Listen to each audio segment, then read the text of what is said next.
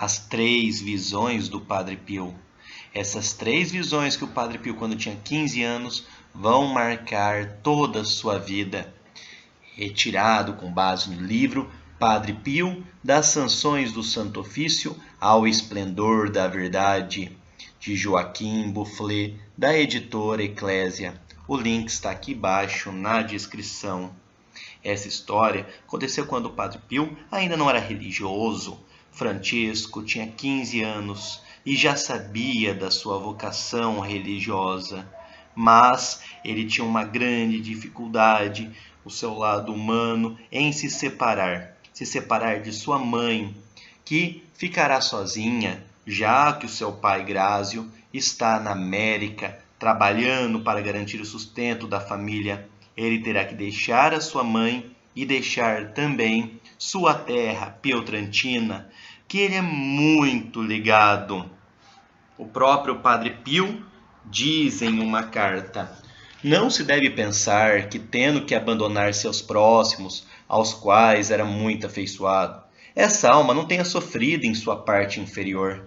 Sentia-se dilacerada até os ossos com a perspectiva de abandonar os seus, e a dor que sentira tão viva que estava a ponto de desfalecer. E à medida que se aproximava o dia da partida, esse tormento ia crescendo. Era nesse contexto desse sofrimento de ter que abandonar sua família, sua terra, em que aconteceram as 3 visões. Então vamos lá. A primeira visão.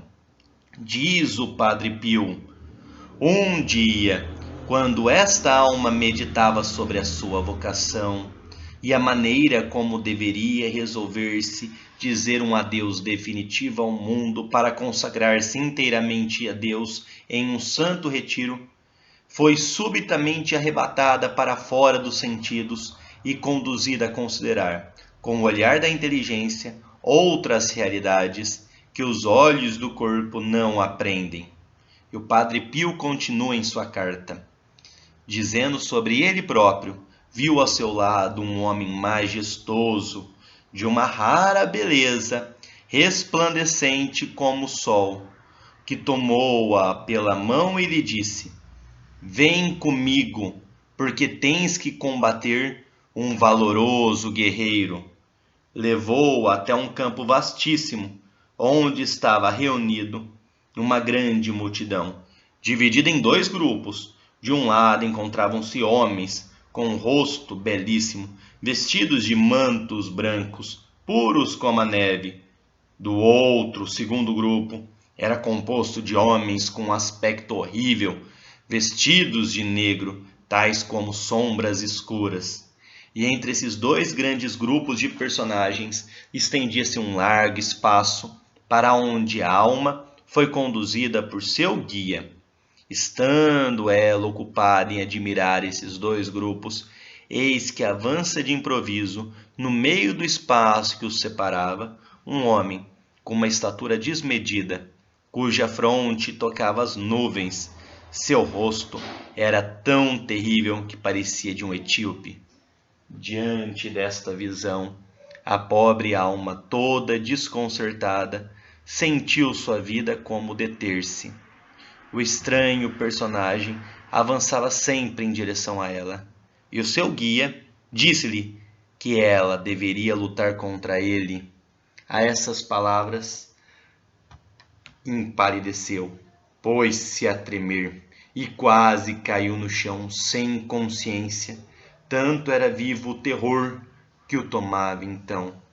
Seu guia então susteve-a pelos braços, e quando a pobre alma conseguiu superar um pouco seu temor, voltou-se para ele e rogou-lhe que a dispensasse desse confronto com o furor desse estranho personagem, pois não tinha condições de vencê-lo. Aliás, mesmo as forças de todos os homens reunidos não o conseguiriam. Toda a resistência de tua parte é vã, disse o guia. Tens que afrontá-lo. Coragem, entra com confiança na luta, avança com fortaleza. Eu estou ao teu lado, eu te ajudarei e não permitirei que te derrube. E como prêmio da vitória que alcançarás, eu te darei uma esplêndida coroa que cingirá a tua fronte. A pobre alma, disse Padre Pio dele mesmo, decidiu-se então a afrontar num singular combate esse terrível e misterioso personagem.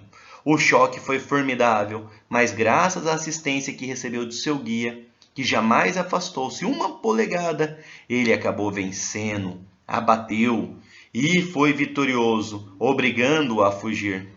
Então, fiel à sua promessa, seu guia tira das dobras de sua vestimenta uma coroa de raríssima beleza, que seria vão tentar descrever, e põe na cabeça, retirando-a logo em seguida e acrescentando: eu tenho uma outra, mais bela ainda, que te está reservada se fores capaz de lutar com sucesso contra o personagem que acabas de combater.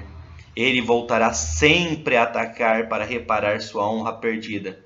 Sê valoroso no combate e não duvides jamais de minha ajuda. Mantenha os teus olhos bem abertos, pois esse personagem misterioso tentará agir contra ti de surpresa. Que nem os seus ataques, nem sua formidável presença te amedrontem jamais. Lembra-te do que te prometi. Estarei sempre ao teu lado, sempre te assistirei, para que consigas sempre vencê-lo. Mal o personagem misterioso tinha sido vencido, a multidão dos homens com aspecto horrível fugiu num concerto de uivos, imprecações e gritos ensurdecedores, enquanto aplausos erguiam-se das fileiras da multidão com vestes luminosas. Eles cantavam louvores ao homem esplêndido e mais resplandecente que o sol tinha assistido tão bravamente a pobre alma em seu combate. Nisto, a visão terminou. Esta foi a visão do Padre Pio, a primeira que de fato se realizou. Durante toda a vida do Padre Pio, esta visão que ele teve com 15 anos se concretizou. Quantas e quantas vezes esse personagem tentou de fato derrotar Padre Pio, o demônio em quantas e quantas situações das mais variadas formas perseguia, combatia, lutava contra o Padre Pio, tal como na visão apareceu, mas também como na visão apareceu sempre o Padre Pio, conseguindo receber assistência em sua confiança, na misericórdia de Deus, conseguiu sempre sair vitorioso. E agora, falamos sobre a segunda visão. O Padre Pio diz sobre essa segunda visão que teve. Era a festa da circuncisão de Nosso Senhor, 5 dias antes da partida da casa paterna. A alma tinha comungado, e enquanto entretia-se com seu Senhor, foi instantaneamente investida por uma luz sobrenatural interior. Por meio dessa luz de extrema pureza, a alma compreendeu em um clarão que sua entrada na religião para se consagrar ao serviço do soberano celeste não significava nada além de se engajar numa luta contra o misterioso personagem infernal contra o qual tinha entrado em combate naquela primeira visão. Compreendeu igualmente o que a encorajou, que mesmo que os demônios assistissem ao combate na esperança de rirem-se de suas derrotas, a alma não tinha nada a temer, porque seus anjos também se apressariam a vir aplaudir as derrotas de Satã. Uns e outros eram simbolizados pelos 2 grupos de homens que ele tinha visto na visão precedente. Compreendeu também que não devia temer o inimigo contra o qual deveria lutar, por mais terrível que ele fosse, pois o próprio Jesus Cristo, sobre a figura do guia luminoso na primeira visão, sempre a assistiria.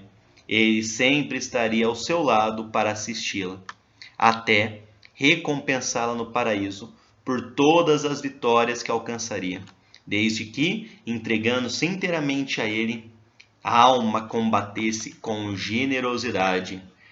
Aqui, nesta segunda visão que o Padre Pio teve antes ainda de entrar, de tornar-se religioso, ele viu que, na verdade, a sua vocação, o seu serviço era mais do que simplesmente servir a Deus, mas era uma luta. Seria uma luta que ele travaria contra esse misterioso personagem, contra o demônio, mas que nessa luta ele teria sempre o auxílio de Jesus Cristo. E assim foram todos os anos do Padre Pio, uma luta contra o demônio e uma luta vitoriosa.